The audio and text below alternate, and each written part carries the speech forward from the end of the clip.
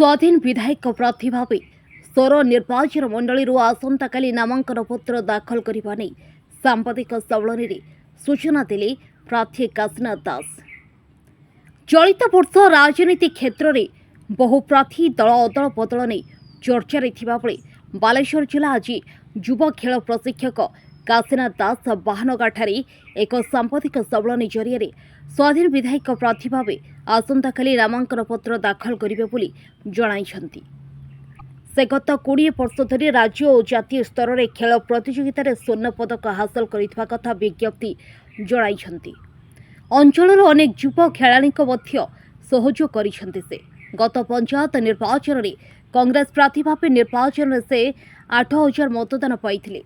सौर निर्वाचन मंडलीर विकास पाई से चलित वर्ष स्वाधीन प्रार्थी भाव प्रतिद्वंदिता करेंगे बोली मत प्रकाश करिछन्ति।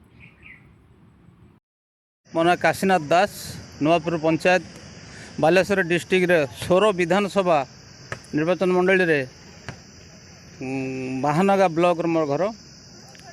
मु गत पंचायत इलेक्शन रे कांग्रेस तरफ 8 नंबर जोन जिला परिषद भाव मु निर्वाचन लड़ी से 8000 भोट पाई। मु गत 20 वर्ष है रग्बी आउ किक बॉक्सिंग रे गरीब पिला मानकु मो अंचल मुझे जातीय स्तर में पहुँचुची। निजे विगत 20 वर्ष कंटिन्यू जातीय स्तर में रग्बी आउ किक बॉक्सिंग खेली स्वर्ण पदक हासिल करिछि।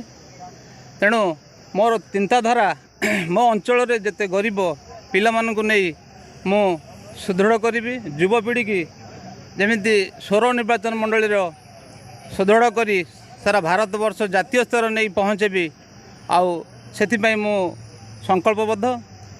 तेणु मु वर्तमान आगामी 2024 एमएलए इलेक्शन रे आसंता काली स्वाधीन प्रार्थी भाव मु नामांकन करुच्ची।